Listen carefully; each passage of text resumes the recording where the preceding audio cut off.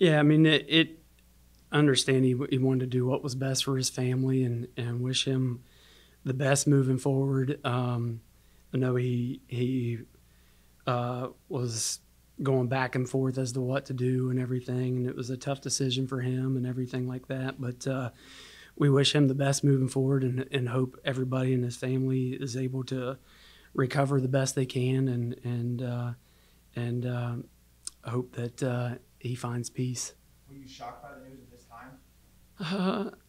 Uh, Not terribly shocked. I mean, I know he was gripping with the family situation, so I wouldn't say I was overly shocked by it. No. How how do you think the girls kind of handled it? Because like I was talking to Maddie, and I said this has got to be somewhat emotional because even though you provide yourself a lot of stability in this program, a familiar face, he's the reason a lot of them are here and know each other and have the success and relationships that they do. Sure, and I think the longevity of the leave has probably been part of them just kind of moving forward, and I mean, it reaches a point where probably not coming back during the season. So for six of them in the room, it's kind of like, okay, this is probably going to we'll ride this thing out the way it looks right now. So, yeah, I feel for them, and I know they all have different. Or they've handled it in their own way, but yeah, it's tough. John, I know you're in the middle of the season. Probably the last thing you're thinking about is next year, but is this something you would be interested in? Oh, 100%. Yeah, there's no question about that. I mean, we're still talking to all of our incoming recruits that we've signed, let them know the situation, everything that everything's still being evaluated and looked at. So we want to keep them in the loop and be transparent with them, let them know what's going on. So we're still getting out to watch high school kids, and there's a few kids that we want to offer and everything. So I mean, we're trying to move forward as best we can with how this is looking, and we'll just see how things turn out at the end of the season.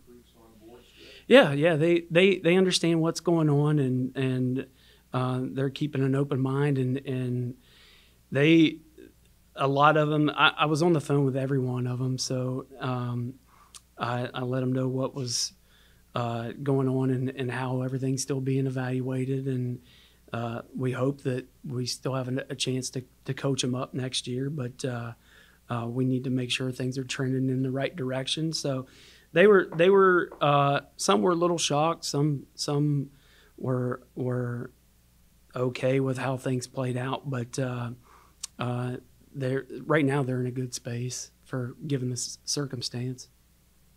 How can you still like the very near future? You know, the next two games at home or against teams that have had their struggles just like you guys. That it would seem like you guys play well at home, and this is a good opportunity to kind of right the ship and get it moving in the right direction. The next two games here at home. Yeah, I mean, coming off the Fort Wayne win, I thought we were doing some stuff that it was stuff that we've been trying to see from our group. We shared the ball offensively. We knocked down shots. We made the other team's defense move around, which allowed us a little more space and freedom on offense. So we want to try to springboard that win into another one and see if we can keep building on that and start to play our best offensive basketball here down this late run. What have you seen from NKU? They're good. I mean, the record wouldn't indicate that, but they have had several kids that have been battling injuries that have been out. They've got just about their whole team back now, and they're healthy. Their last three games, they put up 80-plus points. Their win at home against Robert Morris was almost 30-plus. So they're doing a good job of pushing the ball in transition. We're going to have to do a good job of trying to slow them down, and they're balanced. You've got right around four kids that are almost averaging 10 points a game or more, and they're led by freshman Carter McCray, who is, in my opinion, probably going to be the freshman of the year in the league. I mean, she's got my vote.